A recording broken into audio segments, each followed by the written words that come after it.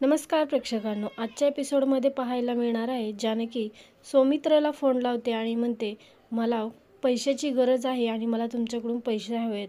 यावरती सौमित्र विचार करतो, वहिनी मला पैसे का मागते. त्यानंतर जानकी म्हणते, मला ह्या पैशाची खूप गरज आहे आणि मला 1,00,000 रुपये पाहिजे आहेत, तेही आत्ता सध्या लवकरात लवकर. यावरती सौमित्र म्हणतो, 1,00,000 रुपये?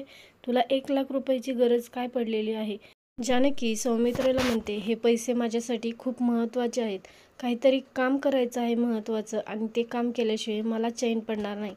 तर जानकीला सगळे दरवाजे बंद झाल्यानंतर सौमित्र आठवतो आणि सौमित्रकडे ती मदतीची हाक मारते. तर सौमित्रसुद्धा तिला मदत करायला तयार झालेला आहे आणि सौमित्र म्हणतो, ठीक आहे वहिनी, तू टेन्शन घेऊ नकोस.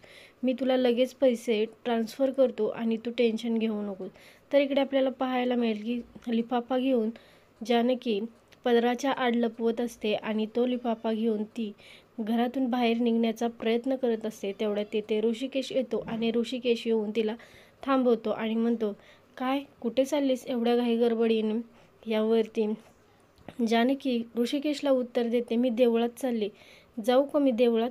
मी देवळात जाऊन जरा देवाच्या पाया पडून येते. आता ह्यावरती ऋषिकेशला मात्र जानकीवरती संशय येतो आणि ऋषिकेश जानकीला थांब अशी हाक मारतो. कुठे चाललेस एवढ्या घाई गडबडीने? जाऊ नकोस. मला माझ्या प्रश्नांची सगळी उत्तरं तुझ्याकडून हवी आहेत, असं तो तिला म्हणत असतो. आता जानकीला ऋषिकेश कोणत्या कचाट्यामध्ये धरणार आहे आणि तो तिच्यावरती विश्वास ठेवेल का, हे पाहायला इंटरेस्टिंग होणार आहे. तर तुम्हाला कसा वाटतो एपिसोड कमेंटमध्ये